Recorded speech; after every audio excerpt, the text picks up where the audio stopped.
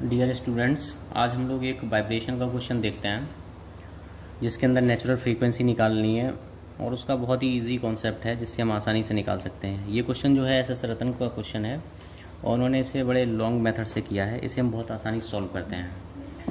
ये एक सिस्टम है जिसके अंदर दो स्प्रिंग्स लगी हुई हैं। एक स्प्रिंग जिसका स्टिफनेस S1 है, दूसरी स्प्रिंग जिसका स्टिफनेस S2 है और टोटल वेट इस पर mg लगा हुआ है और यहाँ से यहाँ तक डिस्टेंस a है और यहाँ से यहाँ तक डिस्टेंस b है।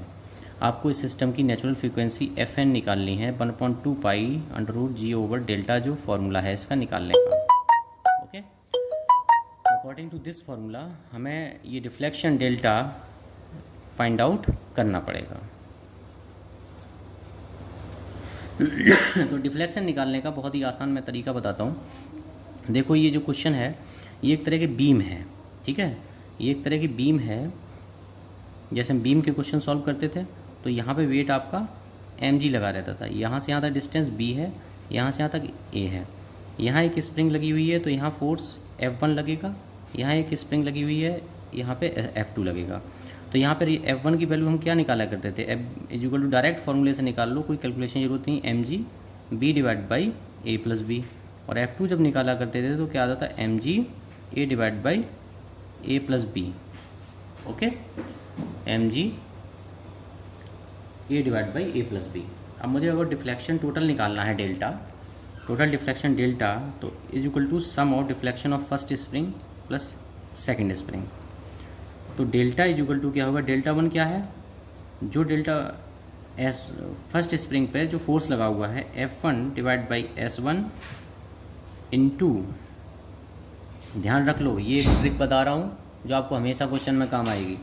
F1/S1, F1 जो फोर्स आया है इंटू जो mg है, mg से जो फैक्टर मल्टीप्लाई हुआ उसे दोबारा मल्टीप्लाई कर दो, जैसे b/a+b plus F2/S2 S।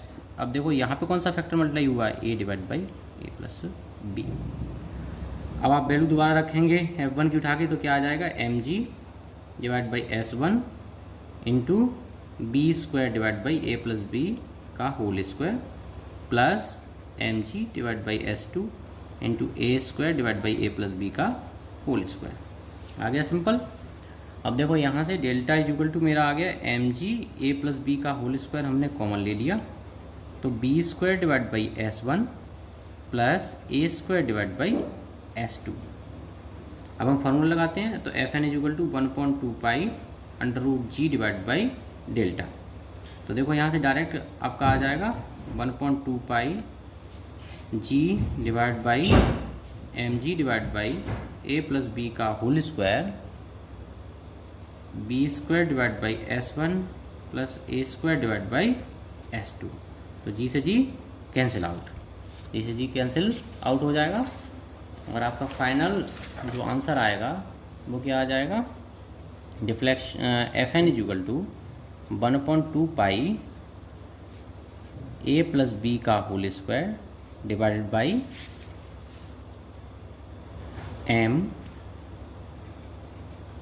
a² divided by S2 और b² डिवाइड बाई S1। ये आपका डायरेक्ट आंसर आ गया। एस रतन ने बहुत लंबे मेथड से इसे सॉल्व किया है। तो आप बस एक कॉन्सेप्ट याद रखें तब आप इसे सॉल्व कर पाएंगे। जैसे मान लीजिए पहली स्प्रिंग को, मान ली 3 स्प्रिंग लगी है कहीं और पहली स्प्रिंग पे लोड आता है कहीं पे मान ली 2W, S2 पे मान ली W/2 आ जाता है या S3 पे मान ली 3W आ जाता है। तो जब आपको टोटल डिफ्लेक्शन लिखना है delta 1 plus delta 2 plus delta 3, तो आपको करना क्या है, 2W डिवाइड बाई S1। अब W में कितना मल्टीप्लाई है, फैक्टर 2 से मल्टीप्लाई कर दो, plus W divide by 2 into S2 1/2 से मल्टीप्लाई कर दो, plus 3W divide by S3 और 3 से मल्टीप्लाई कर दो। तो ये आपको बस प्रोसीजर यूज़ करना है। अब हम एक न्यूमेरिकल और देखते हैं। ये भी एस रतन का क्वेश्चन है तो बहुत आसान है अगर जो आपको मेथड आता है। ये आपकी स्प्रिंग फर्स्ट है, ये स्प्रिंग सेकंड है। स्प्रिंग फर्स्ट पे लोड कितना लग रहा है, W। स्प्रिंग, अब देखो यहाँ W लग रहा है तो यहाँ W/2 हो गया, तो S2 पे कितना लगेगा, W/2।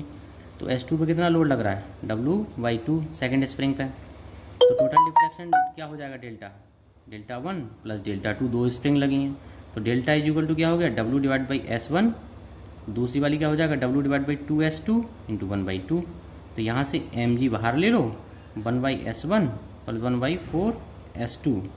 तो mg 4s2 plus s1 divide by 4s1s2।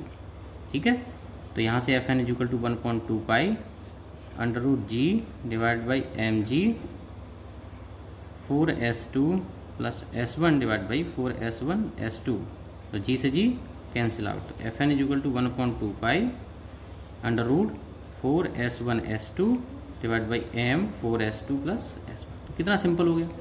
तो इस तरह से आप गेट में भी कोई क्वेश्चन आता है, कोई स्प्रिंग लगी हुई है, ठीक है ना, तो किस तरह से आप नेचुरल फ्रीक्वेंसी आसानी से निकाल सकते हैं। बस अलग अलग स्प्रिंग से लोड निकालो। लेकिन ये इस मेथड की कुछ डीमेरिट्स हैं। इस मेथड को हमेशा यूज़ नहीं किया सकता। इस मेथड को तभी यूज़ किया सकता है, जैसे मैंने इस वाले केस को आपको सॉल्व कराया। तो इस वाले केस में जो ये बीम लगी थी या रॉड लगी थी जिसमें स्प्रिंग फिट थी, ये मासलेस थी, इसका मास 0 था। आप लगा सकते हैं क्योंकि 2 स्प्रिंग लगी हुई है, नो प्रॉब्लम, कोई दिक्कत नहीं। इसके अंदर ये मासलेस है और स्प्रिंग लगी हुई है, जो पुली है आपकी ये मासलेस है और इसका मास हम नहीं कंसिडर कर रहे, इसे लगा सकते हैं।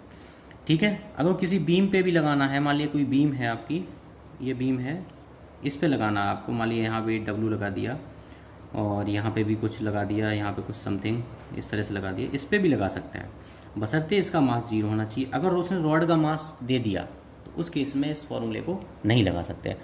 तो गेट में कई क्वेश्चंस ऐसे आते हैं जो बहुत ईजी इसी तरह से सॉल्व हो सकते हैं, उनमें बहुत दिमाग लगाने की जरूरत नहीं। तो हमें क्या करना पड़ेगा, नेचुरल फ्रीक्वेंसी निकालने के लिए 2-3 मेथड हैं। जैसे मैंने ये पहला मेथड बताया, मेरे पास मतलब और 1-2 मेथड हैं जिनसे हम सारे क्वेश्चंस को सॉल्व कर सकते हैं। ठीक है, पहले से आप सॉल्व कर लें, फिर नेक्स्ट वीडियो लेक्चर में हम नेक्स्ट मेथड बताएंगे। Okay, thank you.